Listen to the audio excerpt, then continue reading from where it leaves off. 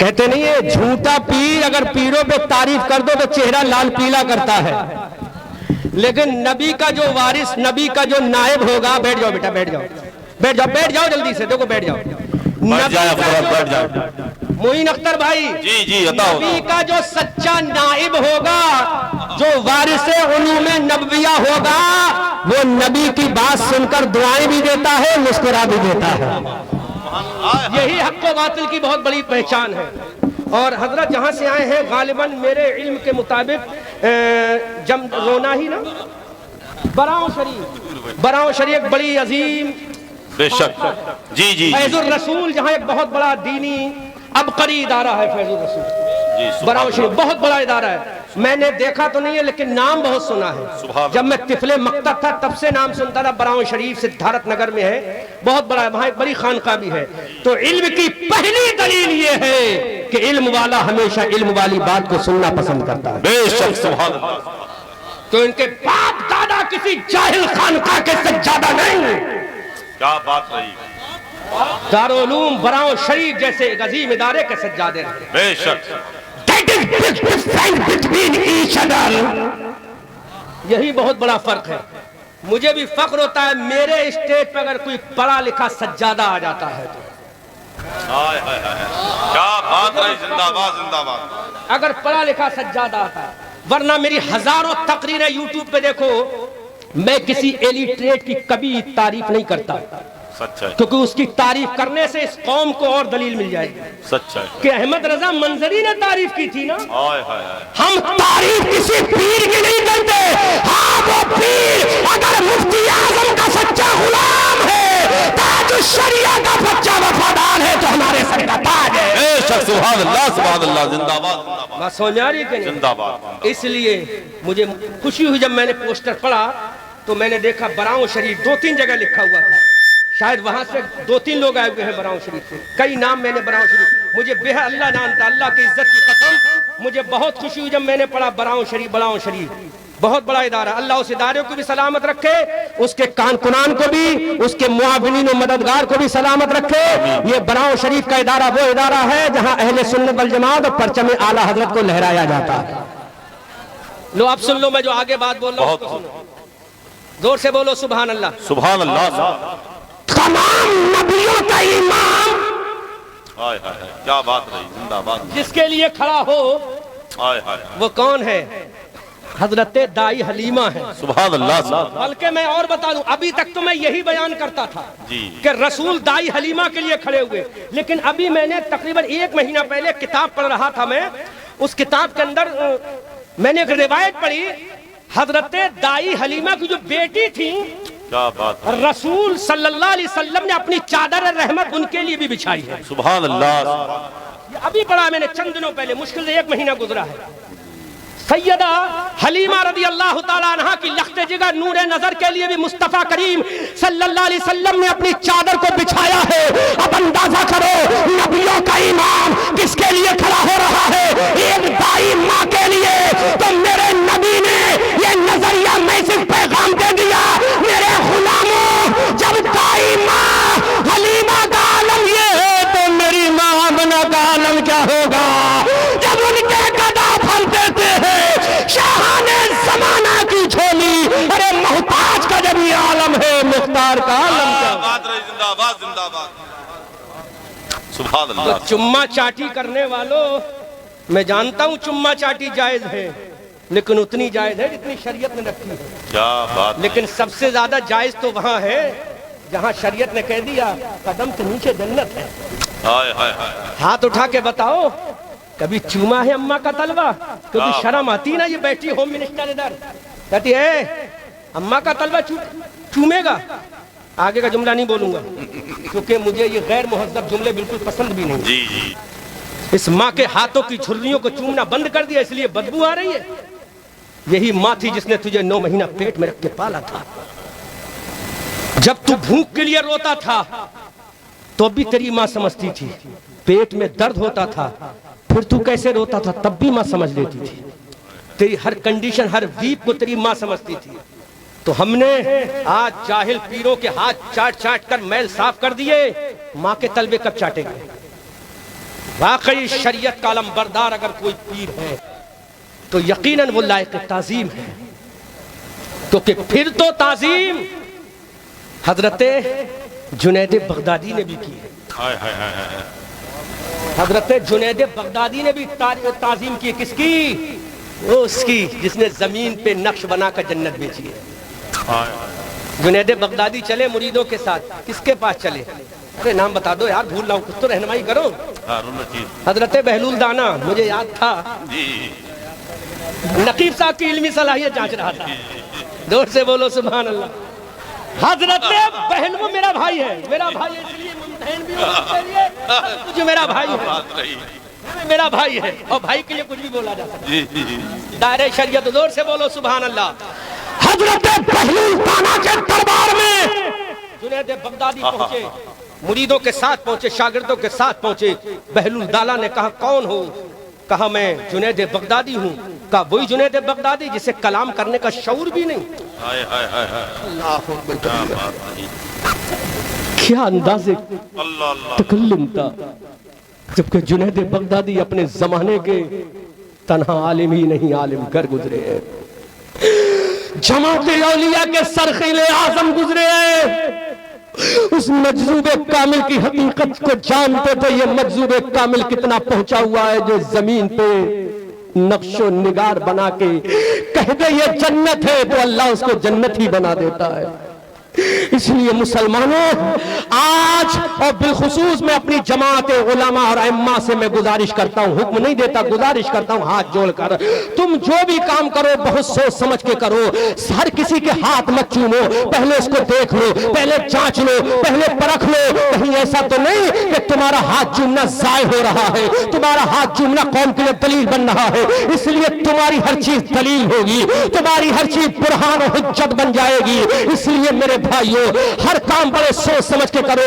ہاں اگر کسی پڑھی لکھی درسگاہ سے، سنی صحیح عقیدہ درسگاہ سے اگر کوئی عالم آیا ہے تو یقیناً لائق تعظیم ہے۔ اگر کسی صحیح عقیدہ خاندان کا اگر کوئی شہزادہ بشکل پیر آیا ہے تو لائق تعظیم ہے، پھر چاہے وہ کیسا بھی ہو، رنگ کا کالا ہو تب بھی لائق تعظیم ہے، رنگ کا گورا ہو تب بھی لائق تعظیم ہے۔ لیکن امیر معاویہ کا گستاخ کتنی بڑی خانقاہ سے آئے، ارے جب صحابی کو نہیں مانتا ہم تجھے نہیں مانتے۔ بے شک، زندہ باد زندہ باد، جواب دیکھیں گے تو زندہ باد زندہ باد، سچا ہے، امیر معاویہ کا گستاخ کتنا بھی بڑی خانقاہ کا ہو پھر ہم تجھے نہیں مانیں گے، کیونکہ تو سب کچھ ہو سکتا، صحابی نہیں ہو سکتا۔ تو نے کلمہ پڑھا ہے اپنے باپ سے، اپنے استاد سے، اور امیر معاویہ نے کلمہ پڑھا ہے آمنہ کے لال سے، سبحان اللہ۔ اس لیے مسلمانوں، میں نے جو جملے کہے اس کو حفاظت کر لینا اور بہت سوچ سمجھ کر قدم اٹھانا۔ اب میں جاتے جاتے چند جملے اور بول رہا ہوں، اور ان مولویوں کو، ان جماعت اہل سنت کے طالبان علوم نبویہ کو تم حقیر مت سمجھو۔ ان کے سینے میں جو کتاب ہے، ان کے سینے میں جو قرآن ہے وہ ایسی عظمت والی کتاب ہے، اس سے جو کوشچن کرو گے وہ تمہیں جواب دیتا چلا جائے گا۔ اب میں چند سوال قرآن سے کرتا ہوں۔ اے قرآن، ہم تجھے مانتے ہیں، first of all you will have to tell me about your name, my the holy Quran in the world۔ اے قرآن، دنیا میں تجھے اپنا نام بتانا پڑے گا۔ تو قرآن کہتا ہے اگر تو میرا نام پوچھتا ہے تو سن، بل ہوا قرآن مجید، میرا نام قرآن مجید ہے، سبحان اللہ۔ اب ہم نے قرآن سے پوچھا اے قرآن تو آیا کہاں سے ہے؟ تو قرآن کہتا میرے آنے کا پتہ پوچھتے ہو، فی لوح محفوظ، میں لوح محفوظ سے آیا ہوں، زور سے بولو سبحان اللہ۔ اب ہم نے قرآن سے پوچھا اے قرآن بتا تجھے بھیجا کس نے ہے؟ تو قرآن کہتا ہے تنزیل من رب العالمین، مجھے رب العالمین نے بھیجا ہے۔ ہم نے قرآن سے کہا اے قرآن بتا تجھے لانے والا کون ہے؟ تو قرآن جواب دیتا ہے نزل بہ الروح الامین، مجھے حضرت جبرائیل امی لے کر آئے ہیں۔ اب ہم نے قرآن سے کہا اے قرآن بتا تیری لینگویج کیا ہے، زبان کیا ہے؟ تو قرآن کہتا بلسان عربی مبین، میری زبان عربی ہے، زور سے بولو سبحان اللہ۔ ہم نے کہا قرآن سے اے قرآن بتا تو کون سے مہینے میں آیا؟ تو قرآن جواب دیتا ہے شہر رمضان الذی انزل فیہ القرآن، رمضان کا وہ مہینہ جس میں قرآن آیا ہے۔ ہم نے قرآن سے پوچھا اے قرآن بتا تو رات میں آیا دن میں آیا؟ تو قرآن کہتا ہے انا انزلناہ فی لیلۃ القدر وما ادراک ما لیلۃ القدر، میں لیلۃ القدر میں آیا ہوں۔ اب ہم نے قرآن سے پوچھا اے قرآن اتنا اور بتا دے تو نبی کے اوپر آیا ہے؟ تو قرآن کہتا ہاں میں نبی پر آیا ہوں، علماء کہتے ہیں نبی پر آیا ہوں، لیکن قرآن اتنا اتنا بتا تو نبی کے سینے پر آیا ہے, نبی کے بازو پر آیا ہے, نبی کے شولڈر پر آیا ہے, نبی کے چیسٹ پر آیا ہے, نبی کی فنگر پہ آیا ہے, نبی کے ایلبو پر آیا ہے, نبی کے سر پہ آیا ہے, نبی کے ٹیپ پر آیا ہے, نبی کے زبان پہ آیا ہے, نبی کے ہونٹوں پہ آیا ہے. قرآن بتا نبی کے جسم کے کون سے حصے پر آیا ہے. اے قرآن بتا ہمارا ایمان ہے تو نبی پر آیا ہے, نزل علی محمد کی شکل میں آیا ہے. لیکن قرآن اتنا تو بتا نبی کے سینے پہ آیا, قرآن نے کہا نہیں. نبی کے بازو پہ آیا, قرآن نے کہا نہیں. نبی کے ایلبو پہ آیا, قرآن نے کہا نہیں. نبی کی فنگر پہ آیا, قرآن نے کہا نہیں. نبی کے چہرے پہ آیا, قرآن نے کہا نہیں. نبی کی پیٹھ پہ آیا, قرآن نے کہا نہیں. پھر قرآن اپنی زبان سے بتا نبی کے جسم کے کون سے حصے پر آیا ہے. تو قرآن کہتا ہے علی قلبی کا, علی قلبی کا, میں نبی کے دل مبارک پہ آیا ہوں. سبحان اللہ, سبحان اللہ. اب ہم نے قرآن سے کہا اے قرآن بتا تو کس کے لیے آیا ہے. تو قرآن کہتا ہے ہدی للمتقین, میں ہدایت کے لیے آیا ہوں متقیوں کے لیے. اے میرے مولا جب تیرا قرآن متقین کے لیے آیا ہے تو ابو بکر متقی ہے, عمر متقی ہے, عثمان متقی ہے, علی متقی ہے, حسن متقی ہے, حسین متقی ہے, زین العابدین متقی ہے, امام باقر متقی ہے, امام جعفر متقی ہے, امام علی متقی ہے, امام ناصر متقی ہے, امام حسن عسکری متقی ہے, امام رضا علی متقی ہے, امام مہدی متقی ہے, امام اعظم متقی ہے, امام شافعی متقی ہے, امام احمد بن حنبل متقی ہے, عبد القادر متقی ہے, ذری سکتی متقی ہے. پھر تو قرآن تو ایک مخصوص طبقے کے لیے آ گیا, پھر تیری ضرورت اوروں سے کیسے پوری ہوگی. تو قرآن کہتا ہے نہیں نہیں, ایک جگہ تو میں ہدی للمتقین کہتا ہوں اور آگے قرآن کہتا ہے ہدی للناس, میں لوگوں کی ہدایت کے لیے. سبحان اللہ, سبحان اللہ. زندہ باد, زندہ باد, زندہ باد, زندہ باد. جواب نہیں. طبقے کے لیے زندہ باد, نہیں زندہ آیا, باد. ایک جماعت کے لیے نہیں آیا.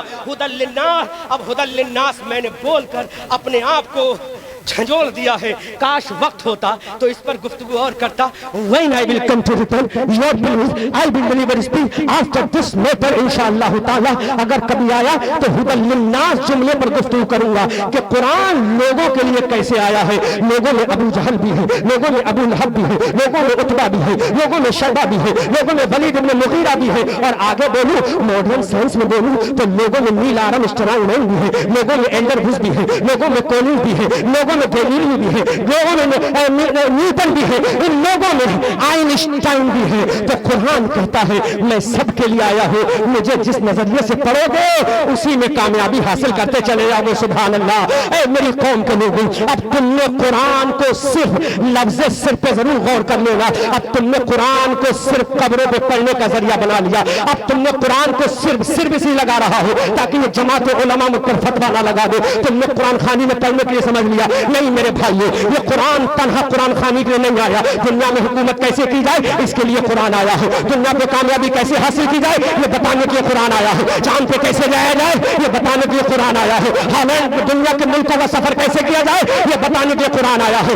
عذاب قبر دور کیسے کیا جائے یہ بتانے کے لیے قرآن آیا ہے. گھر میں جنات کا سایہ ہو جائے یہ بتانے کے لیے قرآن آیا ہے. نظر بد لگ جائے اس کو دور کیسے کیا جائے یہ بتانے کے لیے قرآن آیا ہے. جہنم سے کیسے بچ کر جنت میں جایا جائے یہ بتانے کے لیے قرآن آیا ہے. ارے رب کا پیغام مصطفیٰ کا عشق سکھانے کے لیے اللہ کا قرآن آیا ہے. صحرا میں, جنگلوں میں, بیابان میں پڑھو, مینار گر پڑے تو میدان میں پڑھو. یہ بے خبر نجومی تمہیں کیا بتائیں گے کل ہونے والا کیا ہے یہ قرآن میں پڑھو. پریسوں کی مشینوں کی رضا ہم کو ضرورت کیا کہ جب بچوں کے سینے میں ہمارے 30 پارے ہیں. صحرا میں, جنگلوں میں, بیابان میں پڑھو, مینار گر پڑے تو میدان میں پڑھو. یہ بے خبر نجومی تمہیں کیا بتائیں گے کل ہونے والا کیا ہے یہ قرآن میں پڑھو.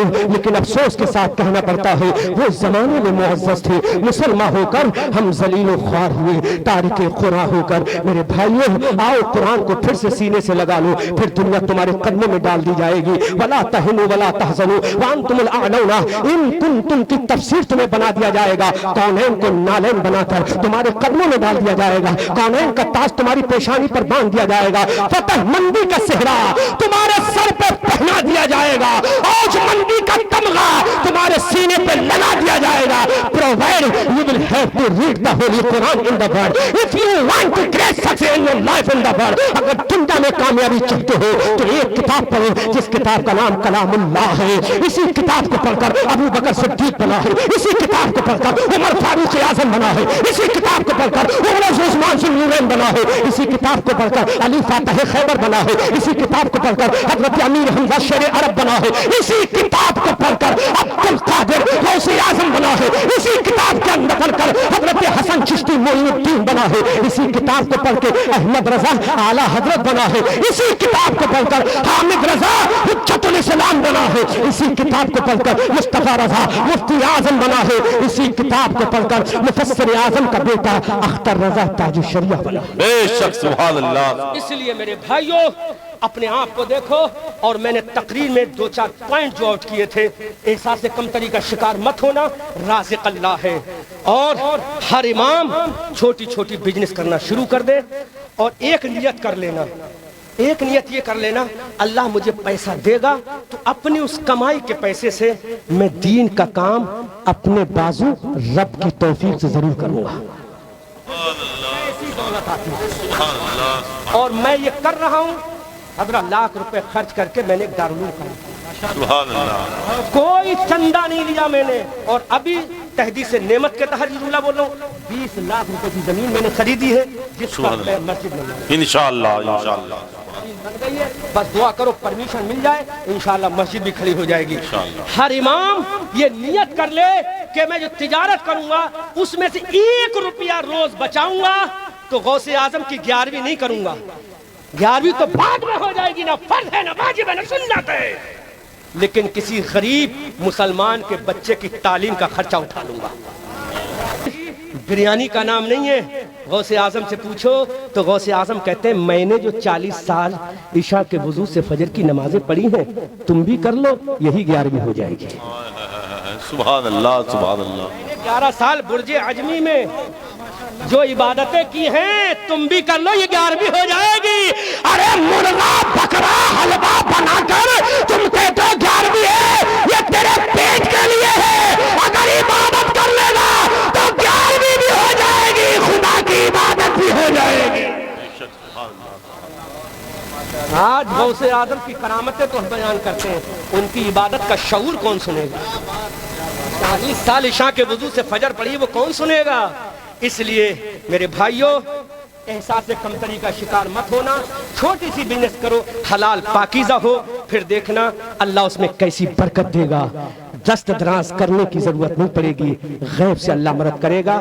ایک جملہ بول رہا ہوں، ہدی للناس، میں کبھی آیا تو سائنس پر تقریر کروں گا اور یہ بتاؤں گا چاند پہ جو سب سے پہلے گیا ہے مسلم گیا ہے نان مسلم گیا ہے، 1 2 3 گئے ہیں یا 4 5 7 گئے ہیں، چاند کا راستہ کس نے بتایا، کب بتایا، کیسے بتایا، چاند پہ انسان کیسے گیا، اس میں ناسا کی دین ہے یا غار ہرا میں آنے والی کتاب قرآن کی دین ہے؟